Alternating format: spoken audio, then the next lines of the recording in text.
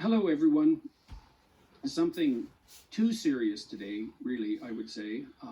I'm privileged to be talking to Yeonmi Park. Born in 1993 in North Korea, author of In Order to Live, 2015, a book which I just finished reading today, and human rights activist and TED speaker, Yeonmi Park grew up in a punishing totalitarian society based on Stalinist and Maoist principles, perhaps the last Stalinist-era totalitarian state on earth, and devoted to the worship of Kim Jong-il and his family. But at the age of 13, she and her family made a daring escape to China in search of a life free of tyranny, and indeed a life at all. In her viral talks, viewed online nearly 350 million times, and in her book, Park urges audiences to recognize, think about, and resist the oppression that exists in North Korea and around the world. Hi there. Dr. Peterson, honored to be on your show.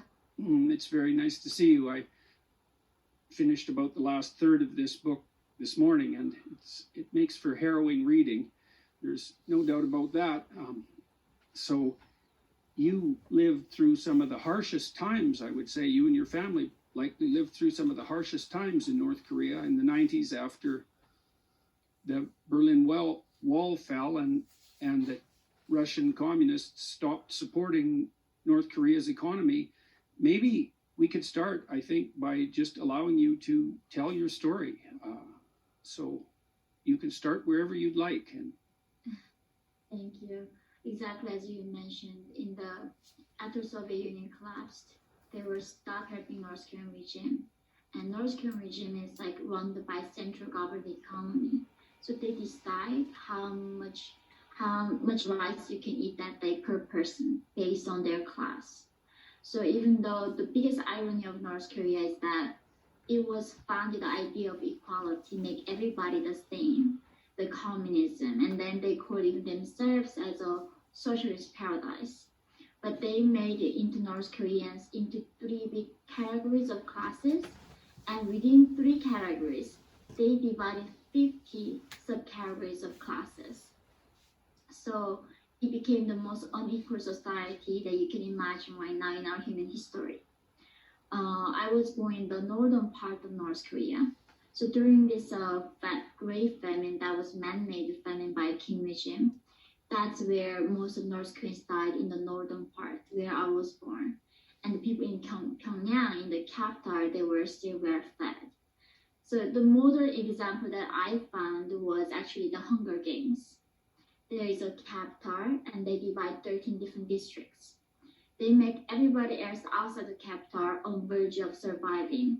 So people do not think about what is the meaning of life, what is freedom. All they have to think about is next meal. Like, can I find food to feed my child?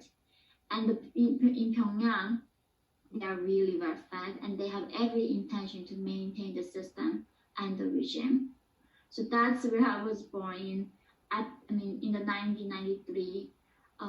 Seeing the dead bodies on the streets was literally everyday thing.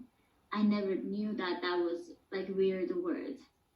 And that's what got me the first when I came out. People were saying, why there's no revolution in North Korea. And first of all, we don't even know the vocabulary of revolution in North Korea. It's a country where they don't teach us about the word love. There's no romantic love in North Korea. I never heard my mom telling me that she loved me.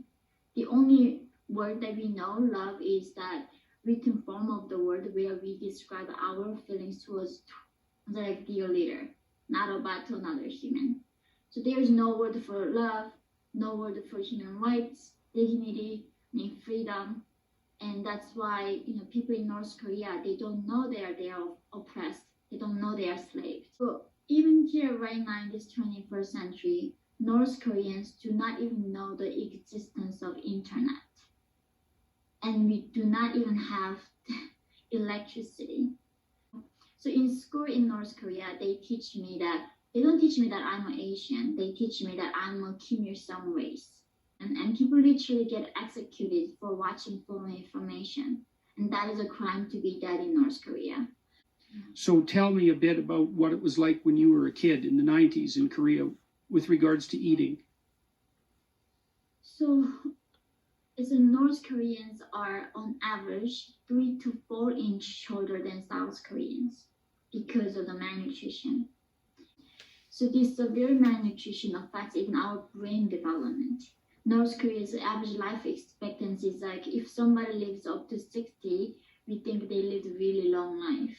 Being in North Korea, of course, like only way for me to get my proteins were eating, grasshoppers, dragonflies, a lot of insects, tree barks, plants, flowers, and that's how we survive. And most of people die in the spring because that's when there's no like really insects and plants are, and that's where every spring there's most of people dying and majority of people dying that time. Yes, and you said that for you and for the people around you, spring wasn't a time of hope and renewal, but the absolute worst time of the year. Season of death every spring. The people who couldn't wait until the summer so the plants grow, and that's when like we all know that tons of people are gonna die. And people don't die from cancer in North Korea, they die from infection and hunger mostly. It literally from our hospital to the bathroom there were like piles of human bodies piled up, and you see children like chasing the rats, eating just rats eating human eyes first, and then children catch these rats and they eat and they somehow die from I don't know what it is. Then rats eat the children back. So this cycle of us eating rats and they eat us back is going to continue and continue. In that episode that you woke up before the surgery was over because the anesthetic ran out. Mm. It was not even like actually a full anesthetic. It was more like a dose of I think sleeping pill, like a lot of tons of it. So most of people in North Korea right now, even when they cut their legs open, sewing their bones, they do not give any anesthesia because it's a free healthcare and regime do not provide anything for the people. North Koreans were making as much in a month as the UN allows for poverty in a day. And you, in some of the most memorable sections, you described going out into the fields with some other children and catching dragonflies and roasting them with a lighter. Mm-hmm. And that was where you got your protein. Yeah, I mean, I ate tons of grasshoppers. So in North Korea, there's no concept of minor. And there's no concept of I. They don't allow us to use the word I. So even though, like I say I like food, they say we like food. We like our country. So, and in this scenario, when we go to school, they all view us as a revolutionaries. And therefore, even the children, when they go to school, even 8, 7, 9 years old, we all have to work in a manner construction zones. So therefore, children, even when they can afford to go to school, it doesn't really mean much to them go to school. And most of children now in North Korea cannot afford to go to school and stay at home. And that was like my job. And parents go out to find food. Children would like clean and bring the drinking water. We don't even have sewage. And going to mountains and bring a lot of the firewood because we don't have gas or coal or anything. We have to find anything we can find in the nature to cook food. So it's almost like 16th century of lifestyle that we go to the river and we bathe in the summertime, and in the winter we don't bathe. And only a few times we take bath. And that's why I still sometimes cannot believe that this is the same life that I'm living in right now. So you mentioned earlier the class distinctions that were drawn in North Korea, and this is a characteristic of other totalitarian states, including those hypothetically predicated on absolute equality. You saw this happening in the Stalinist era and also in Maoist China, where if your family members were associated with a group that was deemed oppressive, then that still might impede your chances of survival, let alone progress 3 or 4 generations later. So I believe your family, if I remember correctly, your grandfather or great-grandfather was a landowner. Mm-hmm. And so what did that mean? So exactly that's what North Korea does right now. They still have this thing called guilt by association. So if one person does wrong in North Korea, it doesn't mean just you are the one get punished. 3 to 8 generations gets punished. So when there was one high-ranking official escaped, they killed more than 30,000 people because of the one person's defection. And that's the cost that I had to bear, me speaking out afterwards of my 3 generation family back in North Korea that punished. So that's like that my great grandfather, I think, was small landowner before the communism, everything began in the 1900 only that time. Because of that, then my grandmother was her so status was down. And the trickiest thing about North Korea's status is that there's not even something called marrying up. Some other countries, if you marry somebody from higher status, you can go up with them. But in North Korea, there's only going down. If you're high status and marrying somebody low, you go down with them.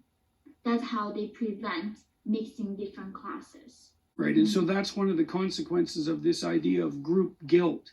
And so the system is predicated on the idea, or was predicated originally on the idea that the landowning class was oppressive, tyrannical, and well, they were thieves. They were immoral thieves, essentially, as an entire class. And then that class guilt became so pervasive that it wasn't escapable across generations. That's where the idea of group guilt takes societies. And how would you contrast that to what you see in the West? It is so unbelievable. Like, I mean, I went to school in America, to university, and or talk about this. I mean, America also had a slavery and like all those oppression, but now they're collectively being guilty for their history. And how many generations ago was that even? And then people still trying to punish people who were not doing it at the time. And how do you choose your ancestors? I think that's what was the hardest thing for me to be in North Korea. Is that, I mean, I wish I had that option to choose the things back then, but it's not within your control. And now also in America, I see these trends of people going after people whose ancestors were perhaps the like slave owners. But how is it even relevant to that individual right now, who they are? It's not something they contributed back then. So this idea of like, the guilt collectively, we associate them, and I just never knew that the rest of the world was going to be also like this in a different degree. But this is something that mainly North Korea holds against its people. They literally call your blood tainted. Because your father, your great-great-grandfather did something, that means you are forever, your blood is tainted. You are not like redeemable. And almost now in America, I see that because some white people, their ancestors owned the slaves, they are like redeemable. They should be forever guilty about their privilege. And like the idea of this word guilt is also very, it's very hard to even look at this. And it's so heartbreaking. Why would you cause that kind of shame on other human? Why it's not their fault at all? Yeah, well, that's a good question. Well, I think it's part of a demand for some hypothetical radical equality. I mean, it is the case that some people are born, we're all born with different advantages and disadvantages, and some of those are linked to our ethnicity and our race from time to time. And there's an attempt to, at least in principle, level the playing field, but it gets very dangerous when you try to equalize the outcomes and when you enter the realm of guilt by group. That's a catastrophe. Everywhere that's ever been instituted, it's just a complete catastrophe, because exactly the same thing happened in the Soviet Union and in Maoist China. They, and many Koreans in the 1990s, when things fell apart so catastrophically, there was the re-emergence of free enterprise in some sense. It was illegal, highly illegal. But tell us what your father and your mother did to survive. And so in North Korea right now, you cannot own cars, you cannot own houses, everything's private. So no private property in North Korea. You don't even own your stuff, everything is state-owned. So therefore, trading is illegal. That is you are committing a crime. But after the 90s, the Soviet Union collapsed, people had to find their own ways to survive outside of the North Korean government. So the regime created this ideology called the Juche ideology, self-reliance ideology. So they told the people, okay, you alive on your own. We are not gonna give you public distribution. You should figure out on your thing. Then like how do we figure out on things? We don't have freedom. We cannot even trade. So people started getting into this thing called the black market. But all Right. from So black simultaneously, so Mhm. what was happening in North Korea simultaneously was that the centralized government distribution system collapsed completely when it was no longer subsidized. And the North Korean government decided that everyone was now on their own, while simultaneously making any ownership and any trade whatsoever illegal and punishable with extreme punishments. So you were on your own, but forbidden to do anything that would get you out of your condition of starvation and privation. Exactly. I like now I'm thinking back. People said like, "Oh, what were you allowed to do in North Korea?" I literally sat down one day like, "What was I allowed to do on my own?" Literally just breathing. That is the only thing that I was allowed to do on my own. The regime literally tell you what to read, what to listen to. They even send you prison if you dance in the wrong way. If you wear jeans, they say it's a symbol of capitalism, they send you prison. If women wear like skirt, like pants, sometimes they say, oh, women have to wear the skirt. And if you watch wrong movie, and even the haircut, they tell you what kind of hair. It was a funny joke for the Westerners. I cannot believe in North Korea you have to follow the haircut line, the guidelines. That's how controlling the regime is. They intervene every aspect of your life, and literally when there are some times when we have even electricity, they would give us this radio that we cannot turn off. We can lower the volume, but can never turn off at home. So they force us to listen to this propaganda. Right, and it's stuck on one channel. Yeah, no, there's only one channel. And you can't move the station selector to listen to anything else. That's illegal as well. Yes. And that's the thing, like the regime doesn't allow us to do anything, and then but let us somehow find a way to survive. And of course, that means breaking the rules in North Korea. And my father was involved in black market, where he started selling dry fish, sugar, rice, clothes, clocks, and then later the metals like copper, silver, copper, and of course that was illegal, and that's how it was sent to prison camp.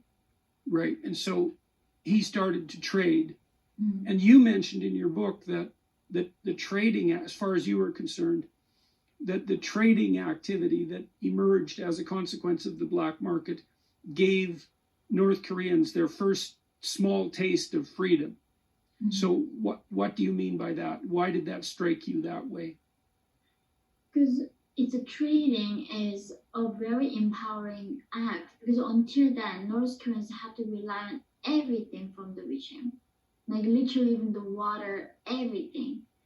But it was like North Korea's marketization was extremely controlled and still very limited. But that was almost just giving the people now to think, oh, there is a life when I take my own control of my life. It's better than relying on government who just promise to take care of everything but who never does. So now the younger generation has tasted marketization and thirsts for more freedom to being in the market system. For North Koreans, thinking for yourself was something so unheard of. Like when we are born, the first thing they teach us how to bow properly and respect. And the first thing that my mom told me as a younger was not to even whisper, because the birds and mice could hear me. She told me that the most dangerous thing in my body that I had was my tongue. If you slip out a wrong word, that is end of our entire family clan. That's how much dangerous your tongue is. You carefully discuss your experiences with free trade and attribute to that the dawning idea of autonomy and individual freedom, whereas the act of trade is deemed illegal and immoral by the totalitarians, and that's associated in some manner with their insistence that private property is theft and that capitalism by its nature, which would include any free trade of any sort, is also corrupt and malevolent. You talked about the restrictions on your speech, that even the mice had ears, so to speak. Your mother was almost thrown into prison camp because of comments that an uncle of yours made. I believe he was visiting from China, and so can you tell that story? So when I was really young, we had some relatives from China. He came and told my mom and Kim Il-sung, the first king, died. And he said that he didn't die from hard working for the people. That, like literally they tell Northern people, kings are starting like all of us. They cannot even sleep. They work tirelessly for us. That how grateful we are for having a leader who's that selfless. But told my mom, actually, he didn't die from like those exhaustion from hard working. Rather, he died from some heart attack caused by medical condition. And then my mom was a true believer still. She was telling her best friend that, can you believe how foreign like bad people are saying like these ridiculous rumors about our dear leader? And she was more like telling out of anger that she heard. It was like she was questioning it. So in North Korea right now, like you and me and there's one person, three of us sitting here. I'm watching you and you're watching the other person. And that person watching me. So even though I'm being a nice person, not gonna report on you, I know that someone watching me gonna report on me. But if that person is not reporting on me, then he's gonna be also reported by the other person. So you're being spied and you're just spied on someone. That kind of system made us to not trust in another human. It killed our like trust in another person. Like we are always paranoid. So that's a good lesson for my mom to learn. Even she thought all her life that was her best friend. She was a spy. And she told the officials, and my mom almost like risked killing all of us. But the thing is, because she never slipped the word to another person and she said from the intention of defending the revolution, they like pardoned her and told her never ever say something like that ever to anybody. Right. So even though she thought the rumor was a lie, and when she talked about it, she was outraged, that was still enough for a full investigation with a tremendous amount of danger associated. And it was luck in large part that she escaped from more severe punishment. Definitely. Like right in North Korea, like when you have a newspaper, every front page has big Kims. But when you turn in the back of the newspaper, you don't see a photo of Kims. By mistake, if you read that newspaper, your family goes 3 generations to the concentration camp. So if you rip it. Oh yeah, so it's like if you get a newspaper, you gotta be very careful how the photo is gonna be positioned. So every household in North Korea have them portraits of kings. If your house caught on fire, the first thing is not you holding your child and run out. You have to hold the portraits till your death. Otherwise, it's gonna kill 3 generations of your family again. So this is like the kings are gods to us. They are almighty, that who can read our thoughts. I literally believe that it was like, so North Korea copied the Bible. In its exact Bible, Kim Il-sung was a god, loved us so much, gave his son to us, Jesus Christ, right, Kim Jong-il. His body dies, but his spirit is with us forever and ever. Therefore, he knows how many here I have, what I think, what my future will be. So if we sacrifice ourselves right now for the revolution, we are gonna join him in the paradise afterlife. North Korea, therefore, is #1 Christian persecution country because it's so they copied it so like similarly. They cannot show it to North Korean people. There's some other ideology like that exists in other country. So that's why they don't also allow the religion in that way.